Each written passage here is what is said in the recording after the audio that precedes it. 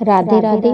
आज मैं आपसे बात करूंगी भीम अष्टमी का व्रत क्यों करना चाहिए, इस व्रत के करने से क्या फल मिलता है, इस व्रत को किया कैसे जाता है। यह व्रत माघ मास की शुक्ल पक्ष की अष्टमी को किया जाता है और जिनके पास कोई संतान नहीं है उन्हें यह व्रत अवश्य करना चाहिए। ऐसा माना गया है कि इस व्रत को करने से संतान की प्राप्ति होती है। प्रातःकाल दिनचर्या से निवृत्त हो स्नान करें, वह स्वच्छ वस्त्र धारण करें, तिलों के तेल का दीपक भगवान श्री कृष्ण के समक्ष जलाएं और संकल्प करें कि मैं श्रद्धा भाव से भीष्म अष्टमी का व्रत करूं। कहते हैं कि माघ मास की शुक्ल पक्ष की अष्टमी को भीष्म पितामह ने अपने शरीर को छोड़ा था, इसलिए यह दिन उनका निवारण दिन है जो भीम अष्टमी के रूप में मनाया जाता है।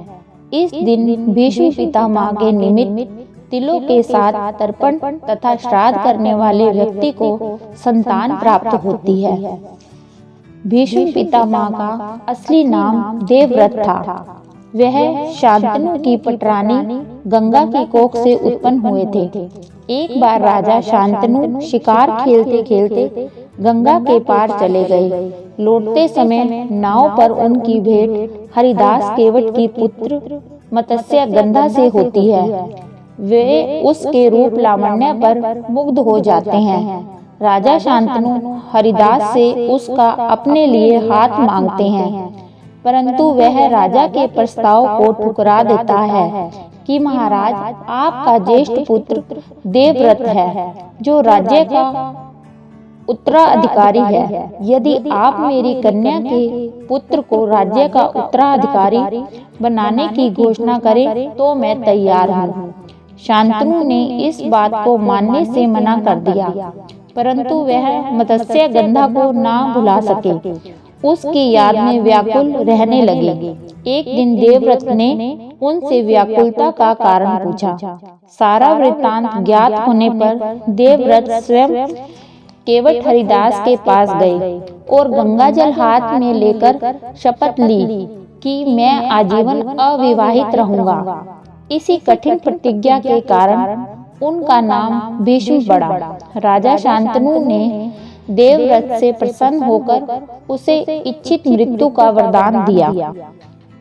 कौरव पांडव युद्ध में दुर्योधन ने अपनी हार होती देख भीष्म पितामह पर संदेह व्यक्त करते हुए कहा कि आप अधूरे मन से युद्ध कर रहे हैं, आपका मन पांडवों की तरफ है। भीष्म यह सुनकर बड़े दुखी हुए तथा आज जो हरि ना शस्त्र गहाऊं ऐसी प्रतिज्ञा की। तत्पश्चात घमासान युद्ध हुआ। भगवान श्री कृष्ण को भीष्म प्रतिज्ञा की रक्षा के लिए सुदर्शन चक्र को हाथ में उठाना पड़ा। भगवान श्री कृष्ण की प्रतिज्ञा थी कि मैं युद्ध में शस्त्र नहीं उठाऊंगा। श्री कृष्ण की प्रतिज्ञा भंग होते ही भीष्म पितामह युद्ध बंद करके शरशैया पर लेट गए। महाभारत के युद्ध की समाप्ति पर जब सूर्य दक्षिणायन से उत्तरायण हुए तब भीष्म पितामह ने अपना शरीर त्याग दिया। इसलिए माघ शुक्ल अष्टमी उनकी पावन स्मृति में उत्सव के रूप में मनाते हैं। राधे राधे। इसी के साथ यह कथा समाप्त होती है। सभी प्रकार के व्रत व कथा के लिए हमारे YouTube चैनल व्रत विधि को सब्सक्राइब लाइक अवश्य करें।